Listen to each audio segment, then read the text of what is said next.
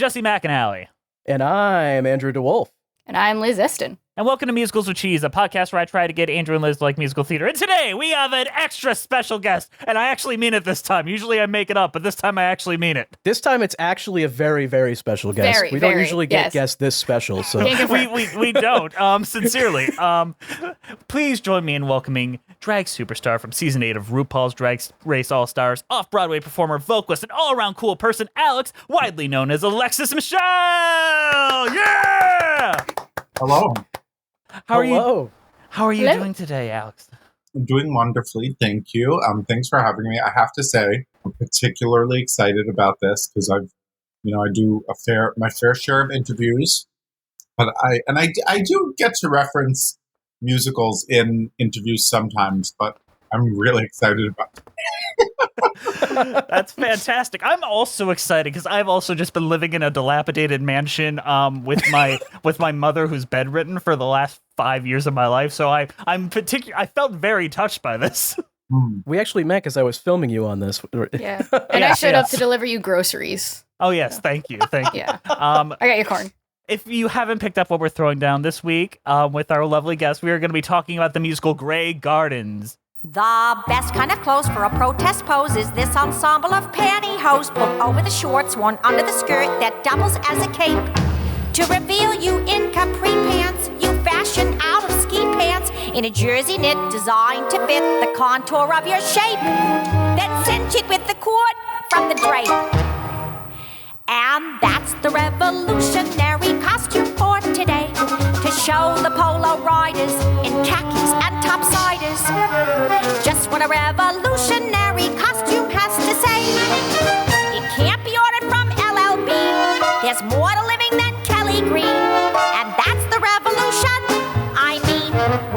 Da-da-da-da-da. So Grey Gardens is a musical written by Doug Wright with music and lyrics by Michael Corey and Scott Frankel, based on the Grey Gardens documentary film. The show opened on Broadway on November 2nd, 2006 at the Walter Kerr Theater and closed July 29th, 2007 after 307 performances and 33 previews. The production was nominated for 10 Tony Awards in 2007, winning 3, including awards for both Ebersol and Wilson and leading and featured actress categories, respectively. The plot of Grey Gardens is based on the beloved documentary. It is the hilarious and heartbreaking story of Jacqueline Kennedy Onassis' eccentric and upper-class aunt and cousin, Big Edie and Little Edie Bouvier-Beale, who become East Hampton's most notorious recluses. So, Alex, you picked this musical. You wanted to talk about it. What is your history with Grey Gardens? So, full disclosure, I think I had proposed Follies, but you've already discussed Follies. Yeah, I'm so sorry. It's okay. It's really okay. I mean, like, that obviously there's a lot there to unpack, but there's just as much psychological heft to unpack here in Grey Gardens. I think I am generally intrigued. I mean, look, when it comes to a musical, yeah, the music has to click for me, and this one does for sure. It's definitely what, in the scholarly words of Stephen Sondheim, he would call like a pastiche musical. Like, there's a lot of throwback musical references that make up this beautiful score. A handful of them problematic, which I'm sure when we discuss tracks. But yeah, I just it was funny when you said like, oh, this show ran for less than a year. It feels like it was such a longer, more significant run than that to me, because I saw this many times.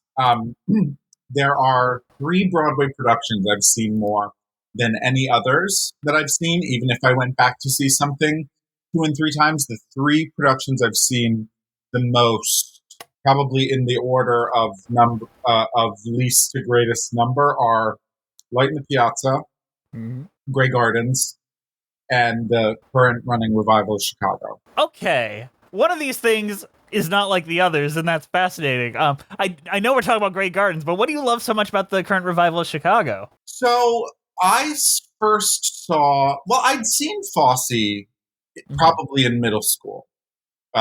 If I know we said no Googling, but if I'm getting my timeline right about when Fosse opened, I think I was in middle school.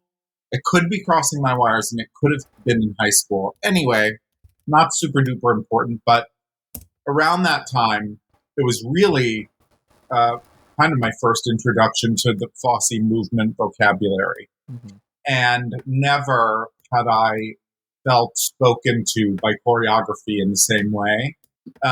So right off the bat, that grabbed me. It's a great score. And there was something about the understated, glamorous simplicity of this production. It was formative for me, both in my movement sensibility and in my drag style, as really anything. And a couple things happened around the same time. I saw Fosse, I saw Chicago. I also saw a drag performer named Edie, entertainer, who, unrelated to Grey Gardens. Oh, I was about to draw so many. The red tape was coming out. Edie is heavily influenced by Liza Minnelli and other, Fosse muses. She is a trained, legitimate dancer, and I saw her do a performance. She lip-synced to Son of a Preacher Man by Dusty Springfield at a post-Wigstock party when I was too young to be there. It was at Webster Hall. And she just did this number in a little black dress with a little black bob and black character shoes. And the choreography was very Fosse. And so these things kind of happened at the same time, and they made a big impression on me. And so, while of course in my drag looks I've worn every color of the rainbow and really flashy stuff, truth be told, I am happiest in a little black dress with a red lip, a smoky eye, and like some little diamond stuff. Yes. Okay. All right. Yeah. But after and that show I've seen well over a dozen times on Broadway, but the second was definitely Grey Gardens. I'd like to ask if Grey Gardens has affected your performance at all. Absolutely. Because I'd be curious as to how. It's a strange show. Well, I'm eating pate right now, or is it cat? Oh! I'm not sure if it's pate or food for the cats.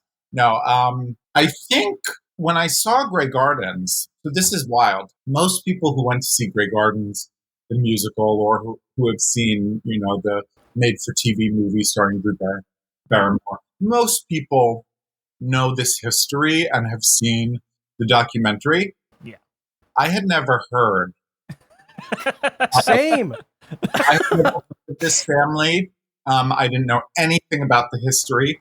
And aside from it blowing my mind, because of course, when I went in, the only clips I'd seen of performance were of probably of Christina Berstol in Act 2 doing the revolutionary costume for today. And I remember not understanding and being like, wait, is this real? And then when Act 1 starts and you get this sort of like imagined backstory, I was like, wait, this is real? And so I sort of went down the like actual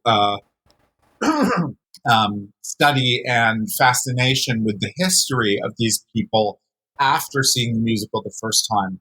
I quickly bought the 2 DVD set of the original release of Grey Gardens, which at the time came with the Beals of Grey Gardens, which is supplementary and cut footage from the documentary, which is chock full of actually, I think there's more quoted material in the Beals of Grey Gardens in the musical than there is in actual Grey Gardens. There's a lot that they drew from in that extra footage. I think it kind of blurs together. And I know that Grey Gardens, the original documentary, has taken on a new life after Documentary Now did a very extensive parody of it. I think in like early 2014, 2013, around there. Fred Armisen, right? Yes, and Bill Hader. And that kind of brought a renewed interest in both the original documentary and this musical, and as far as the culture goes. 2015.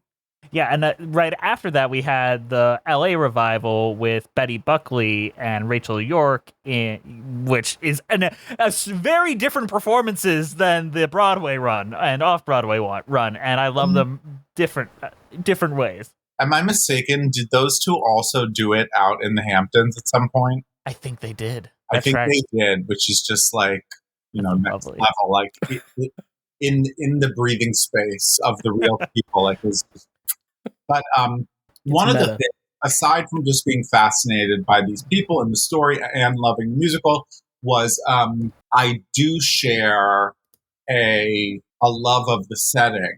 So growing up, I grew up in Soho in Lower Manhattan, which is pretty rare. Mm-hmm. And my parents split at a very young age. And the house I was practically born in was in the Springs of East Hampton. Now, the Springs of East Hampton is hardly Georgia Capon, where the Beals' residence was.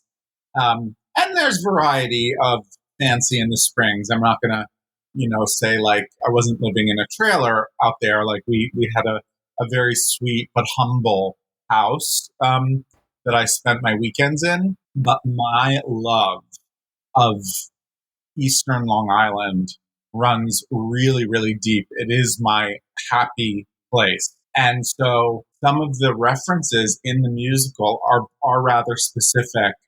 And to me, I could really relate to. I was like, I know that ocean she's swimming in. I know what looking out at that sapphire blue ocean feels like. I know what it feels like when the leaves on those trees turn at the end of the season. So it was this like fascination with the history, this love of the musical, and this relation to the place that was so near and dear to these two women. So much that it almost affects that. Like, is anyone living in that mansion now? Because I know they sold it shortly after the documentary. Is it still up? It was sold first to a couple, both of them writers, I believe. And they held on to it for quite some time. They sold it a few years ago. And if I'm getting my history right, I believe they sold it a few years ago and had one hell of an estate sale, which I only read about in the Times after the fact. I'm like, why aren't these things not properly advertised ahead of time? What I wouldn't give for like even a paint chip off the wall. It would have definitely have lead, and I would have framed so it's been owned by someone else for the past few years. So I believe this is like the second owners since the Beals sold it. But the interesting thing is, even though it was beautifully renovated, after their living there, apparently on a rainy day you could still smell cat piss. It was that bad. Oh my goodness, I believe it. Yeah. But I have on more than one occasion driven by. It's a little tricky to find, but if you drive slowly, once you pass it, unmistakable. You know where you are. You're transported instantly. And for the neighborhood, because it really is one of the most jaw-dropping beach home neighborhoods. I think probably anywhere in the Northeast. But for the area, it's also surprisingly modest in a very, very, very, very affluent area. Well, let's turn back to the musical for a second. So the musical is structured very differently than any other adaptation, except maybe the 2009 film, which is a whole different can of worms. What do you think of that first act? Because when everyone thinks of Grey Gardens, they think of the things that happen in Act 2, but the first act's so different. Act 2. So that's why I really loved it, because Act 2 is just like, blow your mind. Is this real? I can't believe this. Wow. And I love Act One because it really does feel like a 1940s musical. It really does. It really does. I thought it was going to be. Yeah. I remember thinking like, wait, this is written now. Like this, it really felt like stepping into another world, and it's really only, it's not necessarily historically accurate or sound. It's rather imagined. It's sort of, taking what we do know, what we did have, and then making a somewhat imagined prequel. And that's creative liberties. Yeah. Very That's much so. How I describe Act One of the show. But like, if we really start at the top, it actually does start in real time of the 75. Is it 75? The documentary? Yes, 75. So it starts in real time 75 on the porch with Big Edie sitting in her rocker, talking to the cats and calling to her daughter, and Christine Ebersole, who amazingly plays Big Edie in Act One and then Little Edie in Act Two. Mm-hmm. She's off stage. I can't remember. I guess like maybe we saw her briefly in silhouette. I think we did. I think we saw her sort of in silhouette. We didn't see her fully because she's really sort of pre-dressed to become Act One Big Edie, which is like full 1950s glamour. Getting the applause of the century when the curtain opens on her. Oh! I'm just like, there are moments like that in the theater. I go like, I think I might be gay. I'm definitely gay. Just the things that like light me up, and that the opening of that show is definitely one of them. But yeah, it's just like a little gem of period musical history, even though it's written in the early 2000s. And in the spirit of that pastiche, there's some iffy stuff. Some of the early songs in the show are really eyebrow raising and cringy, especially for our current climate. Like, I really wonder, it's not that long ago that it was on Broadway, but I really wonder how they would have had to change things, because I think there's stuff we couldn't even pull off today. I think they just have to cut some of the songs. Yeah. Right. Or rewrite them entirely and just take a different approach. Yeah. I mean, I think, in my opinion, if you were to tackle this musical like they announced, like 2024 revival, I'd be like, let's just play around with that first act. Because I think Act 2 is a perfect thing. And Act 1, I'm like, we could play with this a bit more. I feel like what you could do in Act 1, which I would really like, would be to draw upon more of the actual songs of Big Edie's earlier era. Because we actually have a few references, like she sings along to record recordings of her, of herself in the documentary. So like we could pull upon those songs. So it could be fun to actually use some historical music in place of these like highly problematic pastiche songs. It certainly would be better than what they currently have. And actually, I do really like that idea. So you've watched it how many times on Broadway? Or did you start off Broadway or just on Broadway? I regretfully, with how much I love this show, so at the time that it premiered off Broadway, I was still finishing my senior year at the University of Michigan studying musical theater. Hey. And a year below me in the musical theater program was Andrew Bolger. And Andrew had been to see Grey Gardens off Broadway on spring break, I think. And he came back and was like, oh my God, you have to see this show. You would love this show. And I was like, oh, okay, what is it? And I remember looking at like the original off-Broadway show artwork, and I was like, this it says nothing. Absolutely nothing. I think the original show artwork was like a piece of carved stone or formed statue, that belonged in a garden or a bird bath or something. So that was like no hints at all. Yeah, I was like, I don't know anything about this, but okay, if you say so.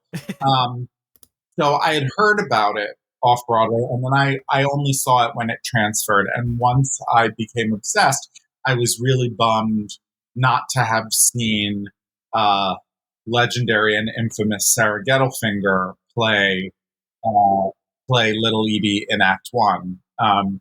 Erin Davey was lovely in the show, and I enjoyed her very much, but I would have enjoyed to see another take on it as well. But you did also get to see very young Sarah Hyland as Jackie Bouvier. Yes! Oh my goodness. My goodness, that's right. I forgot about that before she was big and famous and married now. I think I saw if I'm getting it right, I think I probably saw Piazza like 4 times, and I think I saw Grey Gardens 6 times on Broadway in that year, or less than a year. I mean, that is a good year for Broadway, even thinking back. You got the Spring Awakenings, you've got Piazza, you've got Grey Garden. You've got a lot of good stuff to choose from back then, and now, what do we got? And of the pieces written in my lifetime, actually, 3 of them were concentrated right around that time. To me, like, Grey Gardens and Piazza are 2 of my favorites, and I think wonderful pieces, but one that was right near that time, which I think is really one of the most important pieces written in my lifetime, was Caroline or Change. So yeah, it was a really a kind of like powerful era for musicals, original musicals, with some with source material, some without. I mean, none of this source material is like, Beetlejuice the musical or Mrs. Doubtfire the musical, or it's like this the is movie, the musical. Yeah. It reminds me a lot of Passion, where it's like no one was remaking that for profit. Right. This musical, which surprisingly didn't last a crazy long time on Broadway, got raves in basically every, like, even Ben Brantley liked it. Even though he did complain about the first act, like, I think a lot of people were like, I don't get the first act, but Act 2 is incredible. See, and I loved the first act. I loved it because it was beautiful period design, hair, clothing, set, of this sort of probably the decor of the inside of the house of the set on Broadway. It would have been sort of like touch in the 40s, but it was probably taking place in the late 40s or early 50s. I think it was taking place in the 50s. Yeah, around late 40s, early 50s, around that period. But you know what? We don't need to talk about the Ben Brantleys of the world, because right now we're going to talk about the real theater critics out there and or film critics. It is time for us to play a game of 1 star or 5 star, where I am going to read... Alex, you and Andrew are going head to head. We're going to read you real Letterboxd reviews of every version of Grey Gardens, both the documentary about the musical, the 2009 film, and the original documentary. And you have to tell me, just based on the review alone, whether the review is a 1 star or a 5 star. Did I explain that well enough? So we're just saying if it's a 1 or a 5 star review, but I don't have to say which piece it's reviewing. Nothing. No, just whether the review alone is a 1 star or a 5 star. Okay. It sounds very easy, but it is it has proven to be quite difficult. hard in the past. It's actually quite difficult. Intentionally challenging. I wouldn't even say that. I think just people on Letterboxd are not in the most sound of minds. Never. Andrew, you'll go first. I'll be on your team. Liz, you want to be on Alex's team? Yeah, sure. All right. So get a vibe of it. Andrew, are you ready? Okay. Yeah, I'm always ready for whatever you got. All right. First one. Such a normal and healthy mother-daughter relationship. That's very... I want to go with 1 star. I think they're being snarky. So I'm going to go with a 1 star on that. They were being snarky, but it was a 5. You're wrong. All right. Alex, your turn. Oh. All right. It's not looking good for me already. Just to clear the air, I was with you there. I was also going to give the 1. Yeah. All right. Movie you can smell. I'm going 5 star. You're correct. Yeah. That's someone who appreciates it. It's positive because you can smell the cat You can piss. smell it. That's a documentary that's well done because you can smell the pate. All right, Andrew. Yeah. This is the house Jigsaw takes his victims to play his silly little dirty games. It's the house from Saw 2. Okay. We're gonna go So with true. 5-star. We're gonna go with 5-star on this. That is correct. Yeah, had to Yes. He's on the board.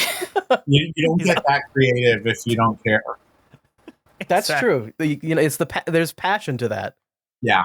All right, Liz. Okay. Style icon, cat enthusiast, shut in, vision of my future. 5. 5. Incredible. Okay. I think, if we were a team, we'd be doing really well.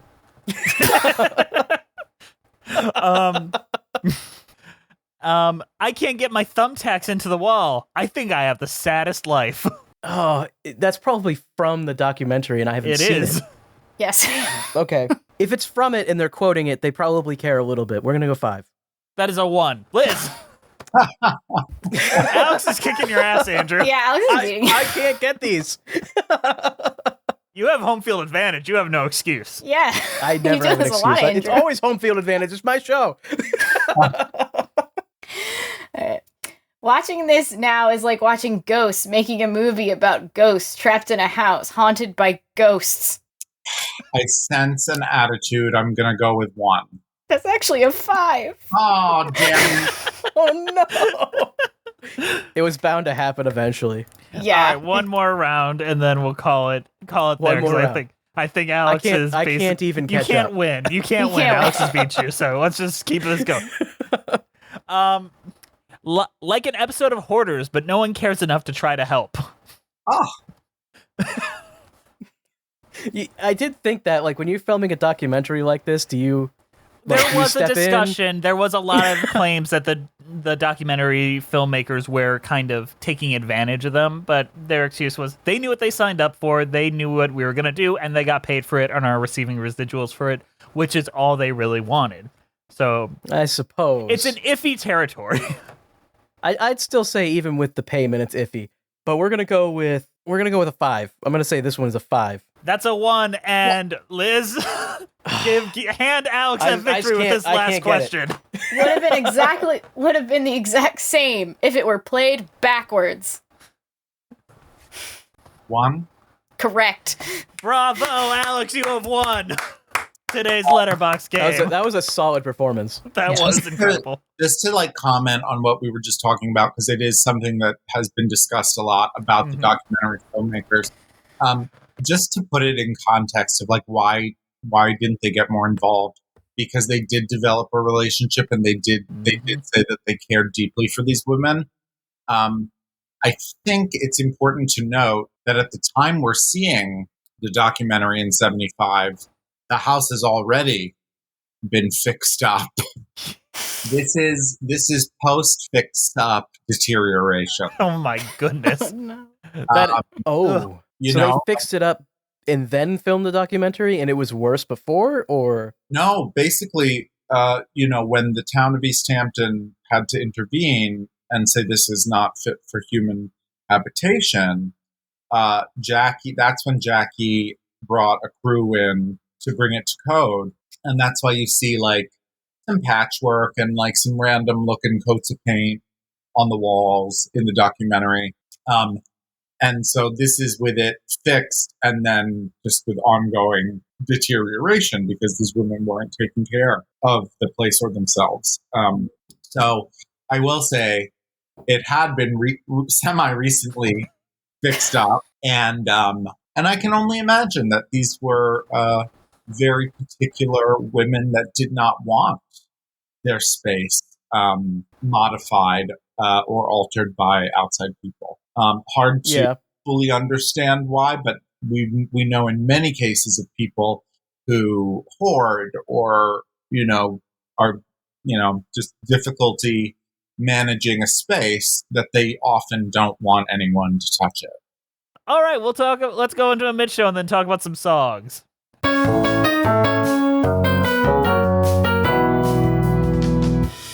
Hey guys, sorry to interrupt you in the middle of the show, but we've got a show at you. Today's show is brought to you by the extremely kind donations by our donors over at Patreon. Patreon is this wonderful place where you can get a bunch of cool content, including commentaries, our episodes a day, maybe even like a couple days early. I think it comes up on Monday when our episodes come out on Thursday. So you get it fairly early compared to everyone else, and you get opportunities for things like last week someone won a sticker because we put a little hidden message in our Patreon version that didn't go out live, so you could get free shit from the Patreon.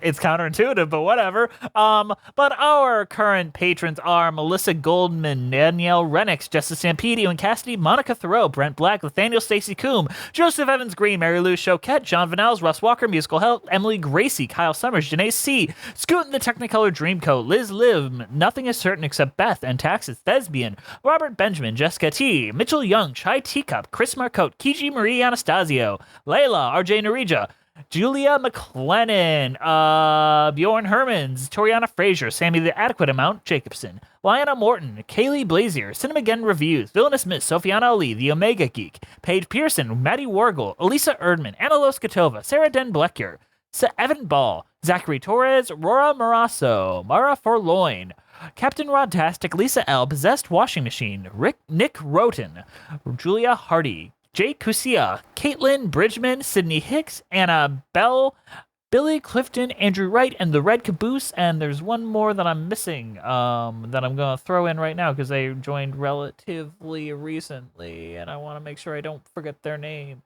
And Katie. It was that easy. These folks give us a little extra financial support that helps us keep the lights on here at Musicals with Cheese. If you'd like to join them in supporting us and get tons of fun perks, come join us over there. Also, we've got merch. Buy our merch. We recently had a strange uptick in our merch sales. I don't know why. All right, let's get back to the show with Alexis Michelle.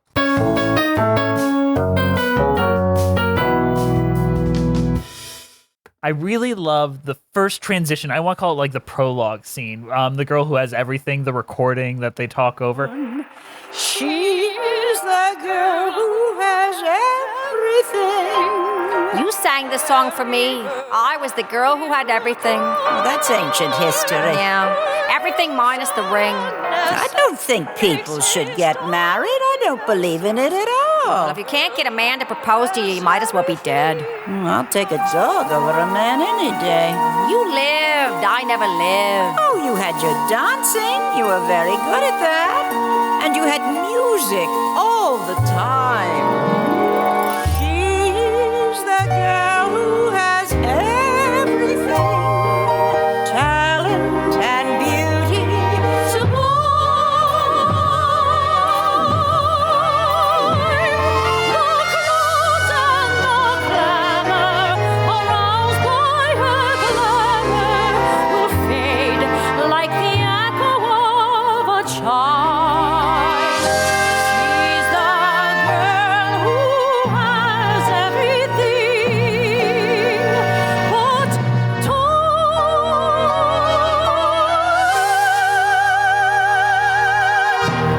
I love that song as its own thing, but I love it as a piece to kind of transition us. What do you think of that song, Alex?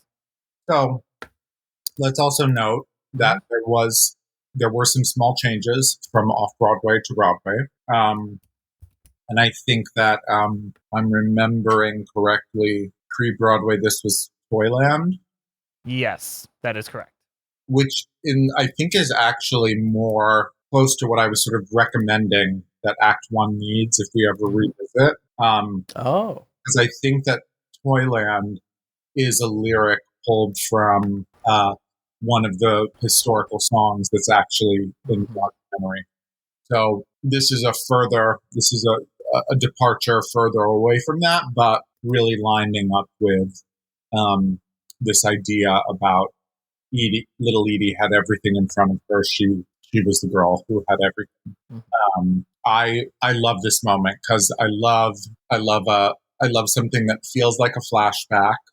That they're establishing we're in 75. This is how old Big Edie is, and now we're going to flash back and the way the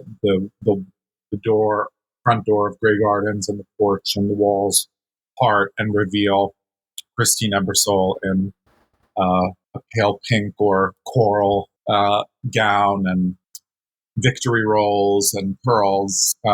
It's just high. Okay. Well, that does lead me into a question I did mean to ask earlier, but now I got a perfect segue into. There are so many costumes in, especially the first act, but throughout the show. What do you think is the most stunning costume in the show? Well, for its sheer, for the amazement of it, and what I did come to appreciate, because it's difficult to look at these women's lives as they were in deterioration, especially when you're watching the real thing.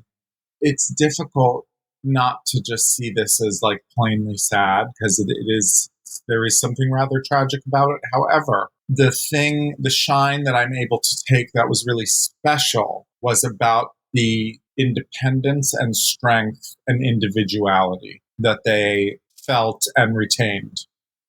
So for those reasons, I think the opening of Act 2, when we see Christine Ebersole in the revolutionary costume, I think that one is probably the most significant. However, I am personally a fan of the dress that Christine Ebersole ended Act 1 in when she sings the beautiful, haunting Will You. When lilacs return in spring, will you? When larks in the meadow sing, will you? When clouds of a summer storm dissolve and starlight shimmers through,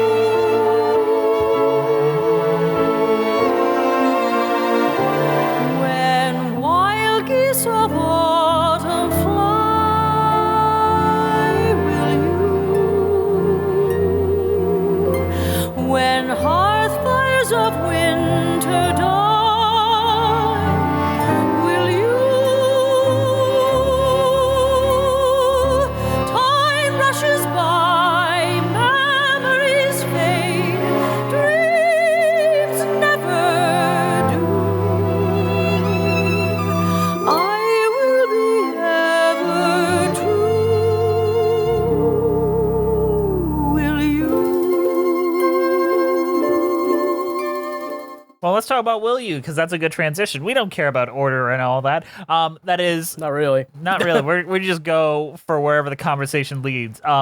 Will You is the Act 1 closer. Beautiful, incredible song. Kind of ends the entire subplot of the first act. I wouldn't even say it's like a song that leaves you wanting to come back, but it leaves you almost fulfilled in your own right as a full narrative, kind of like Into the Woods kind of leaves that narrative piece fulfilled. How did it feel watching it for the first time? Because you saw that on Broadway, not knowing much of anything. What did you feel at the end of Act 1 with that song? It was chilling, to see the progression, to see what made little Edie want to run away from her domineering and disruptive mother. It was chilling, but it's also like, I think Will You gives a glimpse into the sort of hardship and heartbreak of the mother, of Big Edie, and what causes someone to behave the way she behaved toward her daughter, which she didn't, I don't think she had ill intent, but because of, I'm just going to call it what I think it is, because of abuse she sustained at the hands of the men in her life, both father and husband. That was the result. That kind of trauma gets passed down generationally, and so it's a very vulnerable. There's a couple vulnerable moments for Big Edie in Act 1 where you understand her pain and suffering and why she is the way she is or becomes the way she becomes.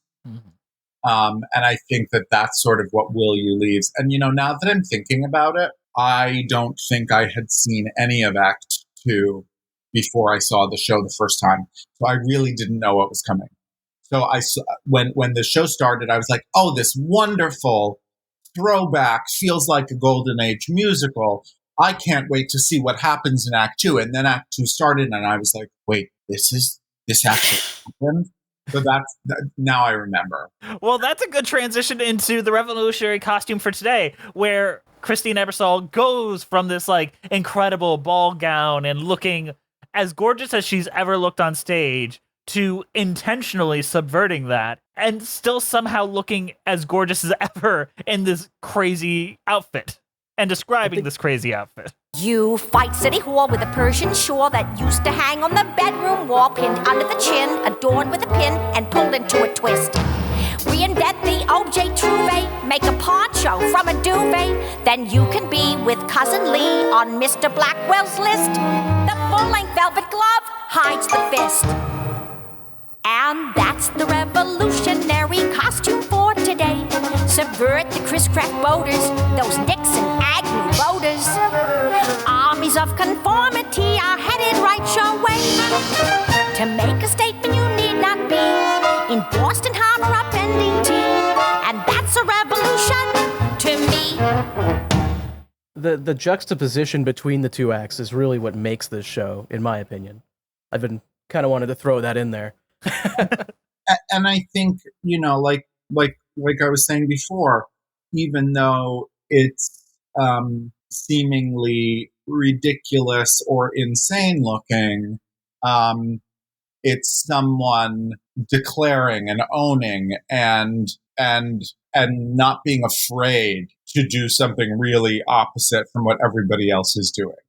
I'm just looking on my phone to pull up. I know not everybody is going to be able to see this, but at the start, not the start, because when I started doing drag full time, I'd already been doing it for 10 years, but 2014 was when I started doing drag full time. And I just am looking for a bit of visual aid from around this time. Come on.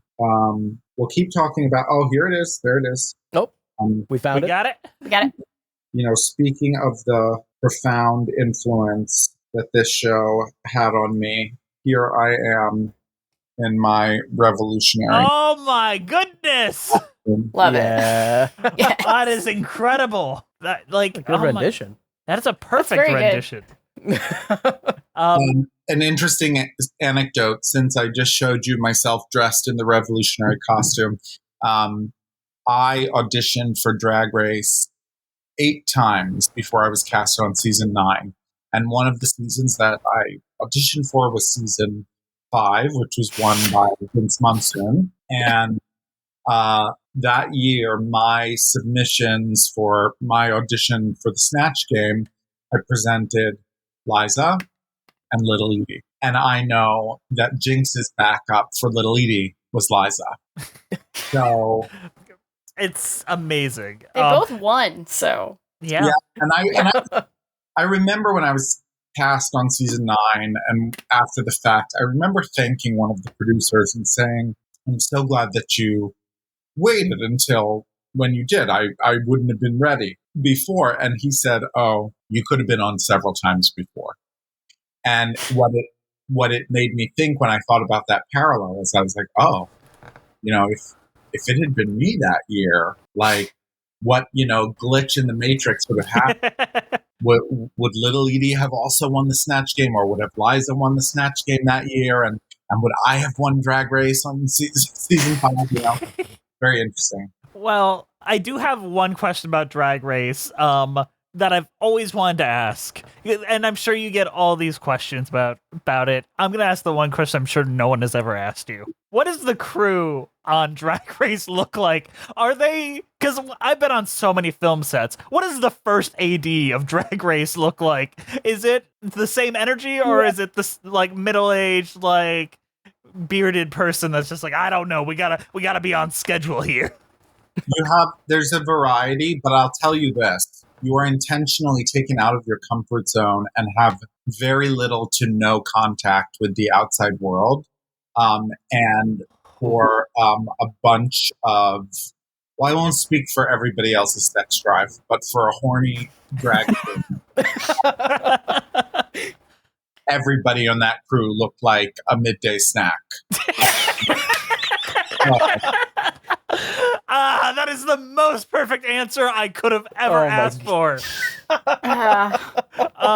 Well, that is just the perfect transition to Jerry likes my corn, isn't it? Just this one's weird. Someone bring in the pit crew. Jerry is a son like my own too. Sons who never phone you. More salt? Boys have more important things to do. After they disown you. And though he hardly says much, I understand his grunts. Hey means hi, yo means yes. Believe me, he's no dunce. Anything that breaks, he knows which tool. Jerry is a fixer, not her. Happy hour starts right after school. Jerry, have a mixer. He tells me things the kids like, and I just feel reborn. Mountain Dew, Super Bowl, sex and drugs and rock and roll, but most of all, my corn. so.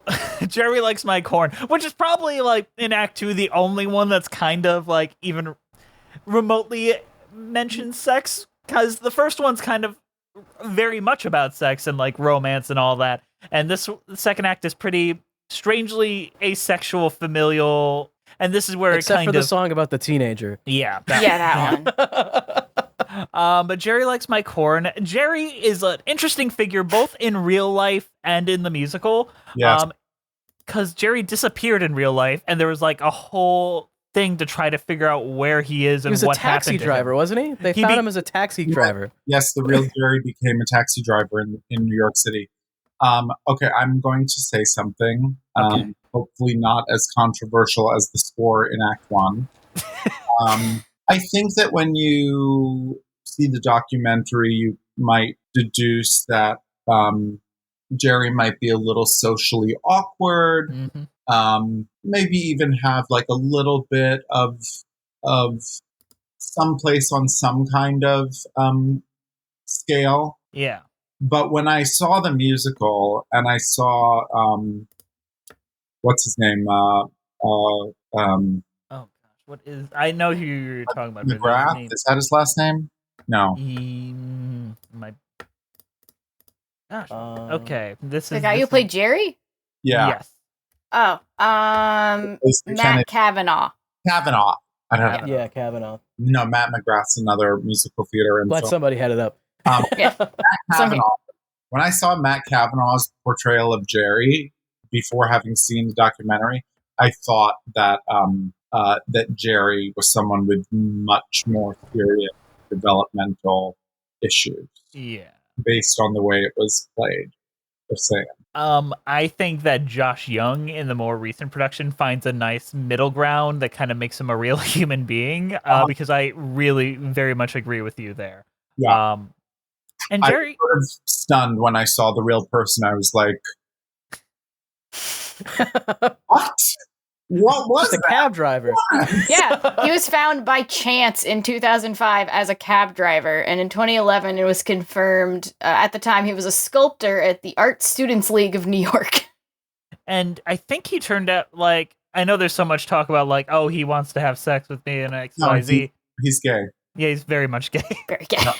Which, for me, makes perfect sense, all the sense in the world, because as a gay individual who always idolized and connected easily with women, particularly idolized, remarkable performers in the arts, and connected with eccentric women, it makes perfect sense to me that he had this relationship with these women.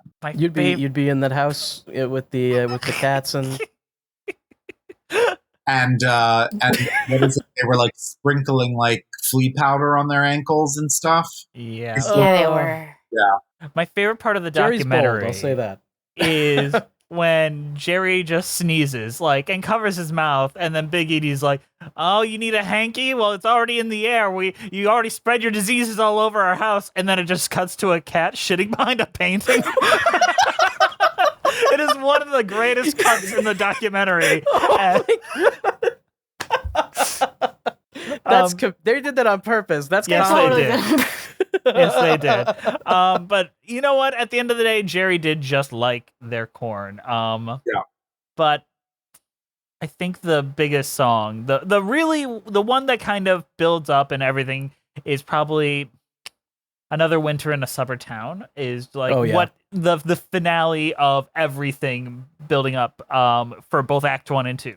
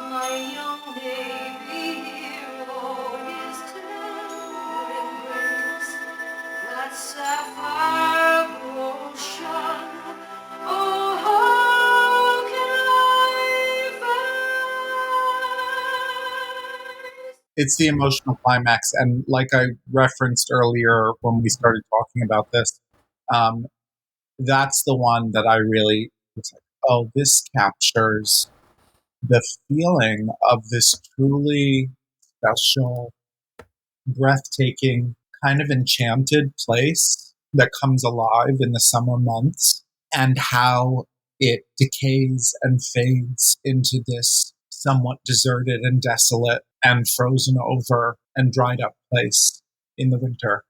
And obviously, it's a very real transition that happens anywhere where we have seasons. But the way that this song captures, excuse me, the way that this, I just spread the diseases all over.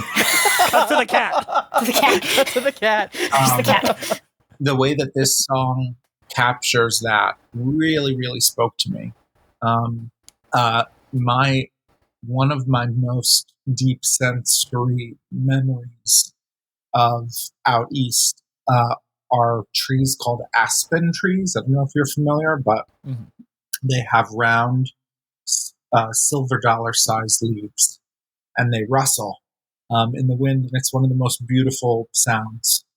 And I just remember like those leaves changing and falling, and how transformative it is for that place, geographically speaking. I don't want to follow that because that is such a beautiful description of not just that song, but of the show and of Grey Gardens and the town altogether. So I just kind of think it's time to move on and give our overall thoughts and our cheese ratings, which is from something very sincere as that our goofy, stupid premise, Andrew. So let's all give our overall thoughts and our ridiculous cheese ratings now. Andrew, just to be our set the example, you go first. Sure. I at first I didn't think I was gonna like this show, but it really turned me around during Act 2. And now thinking back on it, I'm wondering if I wouldn't have liked Act 2 as much as I did if Act 1 had been different. because I feel as though the juxtaposition between the two is such a strong part of this show. Yep. And you wouldn't get gut punched as hard by the ending of Act 2 if Act 1 didn't exist. Yep. But I actually did really like this by the end. I'm gonna go with a bit of an obscure cheese. It's called a Winnie-Mere. It's a winter cheese, and I feel as though that sort of fits. Okay, literally no criteria. Any cheese No you can think criteria. of. Any cheese you want to give can it, make up a whatever cheese if you want. Yeah, I've done it before. we do that sometimes. so many yes. times. Alex, what is your overall thoughts on Grey Gardens and your cheese rating? I love this show, as I think is clear from the way I've spoken about it. Even when I first digested it, I knew, these like throwback songs, which I think they knew were problematic at the time, and I knew they were problematic at the time. So I'm not, praising some of this like historical racism. Yeah. But overall appreciating Act 1 as this sort of slice of period throwback, and psychologically interesting, and then just made even more interesting by the context of Act 2, which is more closely based in what we actually saw from the documentary. So a cheese. This is so hard for me because I like cheese as much as I like musicals. We're the show for you. Oh my goodness. It's got to be something. I think I'm going to go with a really, really, marbled, deteriorated blue, because it's got to be something that's, delicious and decayed.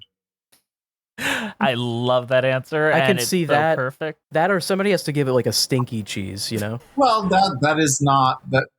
Those kind of cheeses definitely have a stank. That's true. You're right. All right, Liz. Hi. Yeah, I really like. I struggled with Act 1 initially, and then Act 2 started, and it kind of started to make sense. And I really did enjoy it by the end. Christine Ebersole, who I'd never seen in anything, is great. This show's really well made, and I enjoyed a lot of it, and it felt like genuine expressions of who these women are. So I'm going to give it corn cheese, which is a real recipe I found on the internet. It's cheese, corn, and butter. It looks pretty good. I think I've had corn cheese. Yeah, it looks good. Is it different than corn pudding, though? I'll go very quickly. I really enjoyed this show. I think that it is a confusing first watch, but you will appreciate it on future revisits, which is basically a lot of people's consensus. I'm so glad it started off-Broadway, because let people revisit the show when it came to Broadway, and we're like, oh no, this is structurally designed to be this way, and not just kind of like, jarring. The only cheese rating I can give this is mango fire cheddar, because it is both at all times sweet and fiery, much like the difference between the first act and the second act. First act is very sweet and saccharine, the second act is very sharp and fiery and intense. But yeah, this is wonderful. Alex, this is such great. So thank you so much for joining us today. I know that your time is precious, and I'm so glad to have you. Is there anything you want to promote out there for the world to find you or see, or things that are coming up? Yeah, follow me on socials at Alexis Michelle Official, where I share all the music that I've put out this year, both popular style and kind of pastiche music that I've put out with my music director, Brandon. And then I will be at Gay Days at Disney World in Anaheim on September 22nd doing my cabaret show, taking our Smash 2 sold-out nights at Joe's Pub. We're bringing it to Disney. And then starting on September 28th, we launch the international tour of Witch Perfect, our second year touring Witch Perfect with Tina Burner, Scarlet Envy, and myself. Oh, that's incredible. So I'm sure Shay will give me the link so I can put all those into the description for everyone to go and check those out. Yes. Thank you so much. And now thank you as well for listening, audience members. Please follow us on iTunes, Spotify. We're at Musicals with Cheese, Twitter, Cheesy Musicals, Patreon, Musicals with Cheese, Instagram, Musicals with Cheese, everything at Musicals with Cheese. Email us at musicaltheaterlives@gmail.com. to tell us if we're wrong about something, because we often are. Our keeper of the cheese is Juliet Antonio. Thank you for doing that. Our show is edited by the one and only Andrew DeWolf. That's me. Thank you to the Broadway Podcast Network for having us on the platform and for not kicking us off for talking too much about how much Jerry likes our corn. All right, folks, is there anything else we have left to say? I guess I didn't, we talked about Jerry liking her corn. Corn is another integral sensory part of the experience of Eastern Long Island. To have sweet corn from Eastern Long Island in August and September is to live. Get that corn.